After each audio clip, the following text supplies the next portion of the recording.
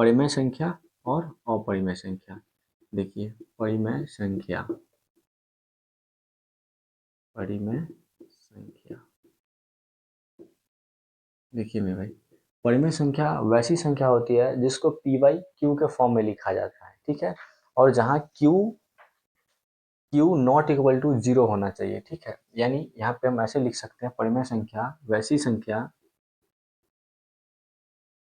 वैसी संख्या, वैसी संख्या जिसे जिसे P by Q, P by Q के, पी बाई क्यू के रूप में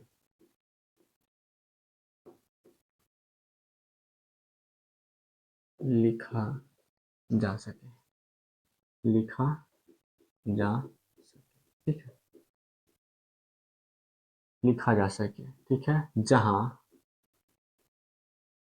Q नॉट इक्वल टू 0 होना चाहिए, ठीक है।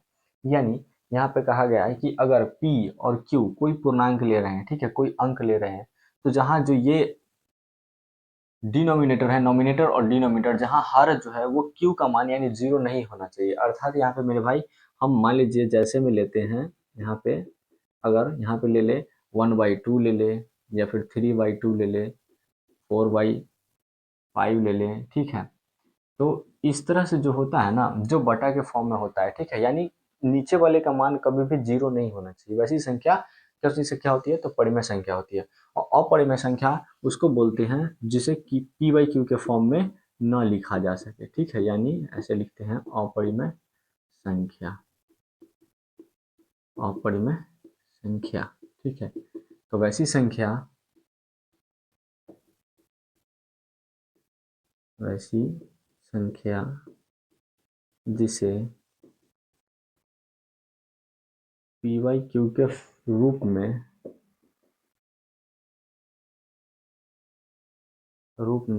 न लिखा जा सके,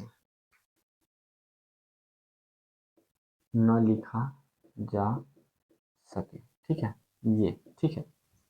अब देखिए यहाँ जो लिखा गया पी वाई क्यू के फॉर्म में न लिखा जा सके, यानी जैसे मान लीजिए, जैसे यहाँ पे हम ले लेते हैं √2 ले लेते हैं, ठीक है, √5 ले लेते हैं, ठीक है। अब देखिए यहाँ पे √2 लिए, √5 लिए, लेकिन यहाँ पे √4 नहीं ले सकते। क्यों नहीं ले सकते? क्योंकि अगर √4 अगर हम लेते हैं तो 4 का वर्गमूल करेंगे तो हमको 2 मिल जाएगा, ठीक है। और 2 के नीचे एक हमेशा छिपा हुआ रहता है, किसी भी अंक के नीचे एक हमेशा छिपा हुआ रहता है। अर्थात मेरे भाई ये जो संख्या हो जाएगा ये पी बाई क्यू के फॉर्म में हो जाएगा, ठीक है। आप समझ रहे होंगे, ये जो संख्या होगा पी बाई क्यू के फॉर्म में लिखा सकता है, ठीक है। इसीलिए ये 4 जो होगा ये अपरिमेय संख्या नहीं हो सकता है, ठीक है।